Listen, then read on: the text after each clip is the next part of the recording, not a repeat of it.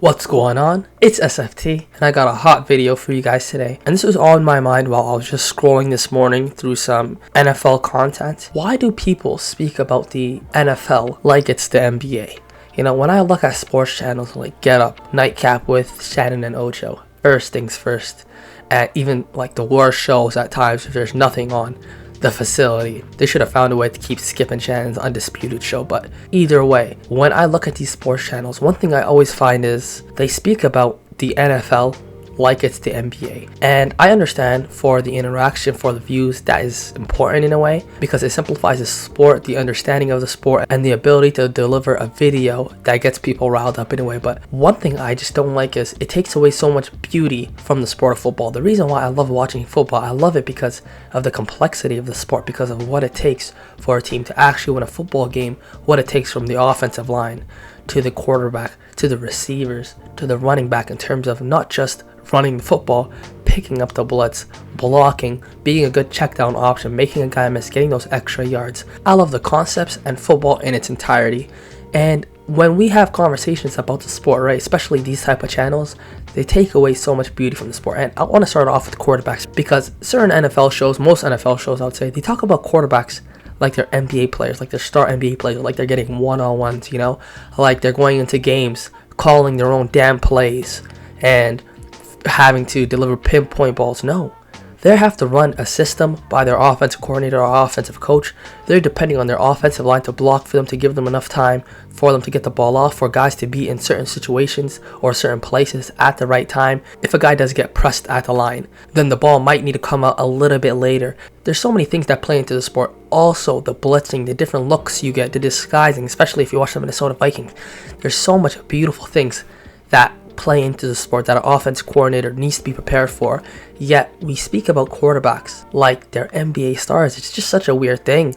Like the way you hear some of these shows speak about quarterbacks, you would think that these quarterbacks are playing one-on-one, or like they're calling ISOs, like they're not running the football about 40 to 50% of the time. Like their job about 80 to 85% of the time isn't to just manage the damn football game, to not make mistakes, to make plays here or there.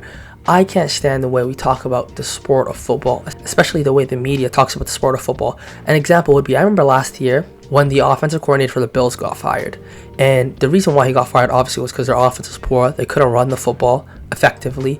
They were relying on Josh Allen a lot, and he was getting a lot of interceptions. He was putting in extremely poor games, such as against the Jets. And he had a couple of really shocking games. So they ended up firing their offensive coordinator and pushing up Joe Brady, their quarterback coach at the time, right? And they found great success. And guess what he did right away? He established the run. He took out the opportunity for his quarterback, right, to really make mistakes. You don't want to end up in situations like 3rd and 11, expect to make a big time play. You don't want to end up in situations like a 3rd and 12 behind the sticks in general, right, and expect your quarterback that. That's not winning football. And when we talk about the sport of football, we need to stop talking about it from this lens. It's no different than talking about a guy like Justin Herbert and saying, oh, he fell off. You look at his team record last year, right? They were struggling last year with extremely poor defense, right? You look at their team this year, their offense has been underwhelming at times against good teams, against the Kansas City Chiefs, struggling. And if you watch the game against the Cardinals, a struggling offense. But guess what? Does that mean that he's regressed as a passer? No, not at all. They've established the run more. They're a better defensive team, and their mentality, especially from our defensive coaches, we need to run the football, control the clock, quarterback makes a play here or there, he manages the offense, and he gives me a really good play here and there. That's it. And that's the mentality, and that's the way we should be viewing the sport of football. When we talk about players having big time performances, we shouldn't right away go to the quarterbacks, man. We should be talking about the offensive line. I'm hearing some people talk about how Saquon Barkley played last night against the Commanders, and the first thing I thought about was how good their offensive line was when it came to run blocking for him, especially in that 4th quarter. They did a phenomenal job, man. He cut back so easily on one of his touchdowns, he barely got touched.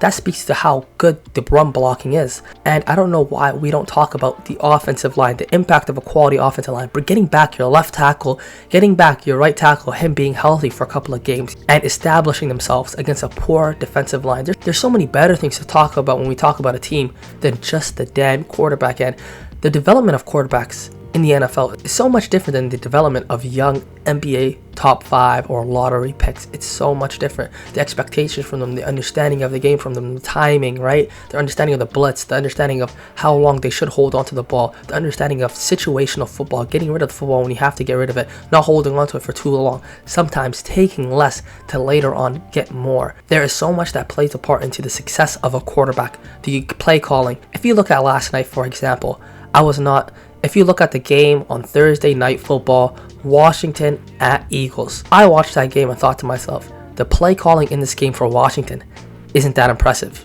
It just isn't that impressive. It's not as good as it was against teams like the Cardinals, even teams like the Steelers.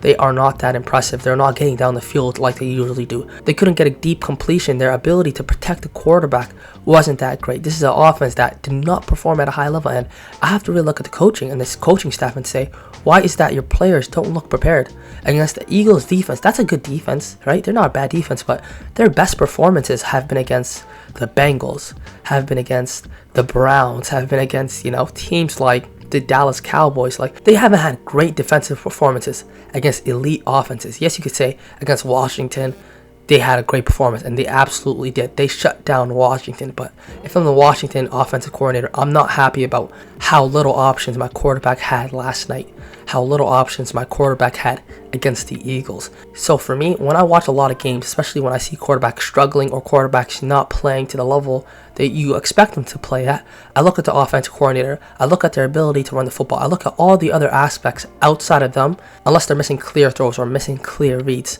It's so much of a better way to look at the game of football, and it stops these NBA-like conversations.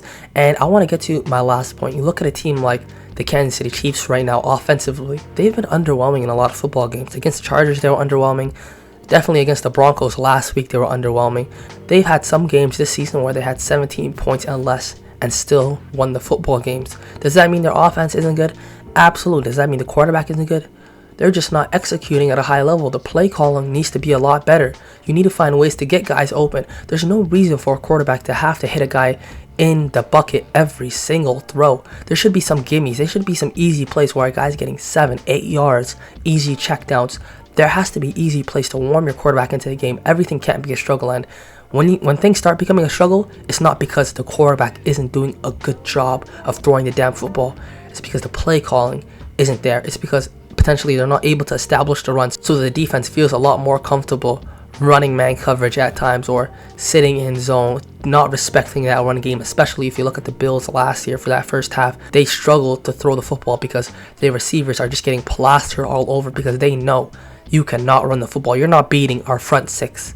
So there's so many things that play into what being an elite quarterback is and an elite offensive team, and they're so intertwined. That's why when I watch quarterbacks play, I don't think to myself things like these other shows think about, such as, this guy, is he falling off, or does he really need to win this football game? I don't know. If you look at a team like the Ravens, their secondary has been struggling as of late.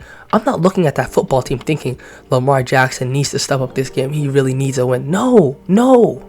I'm looking at this game thinking, this damn defense needs to step up. This defense needs to shut down a good offense in the Steelers.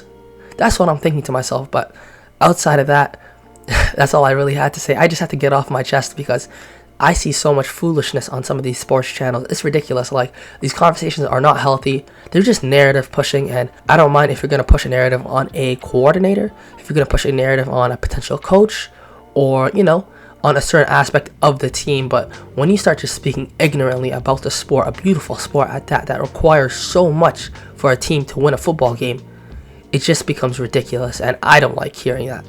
But outside of that, thank you so much for watching this video. Like and subscribe. Take care.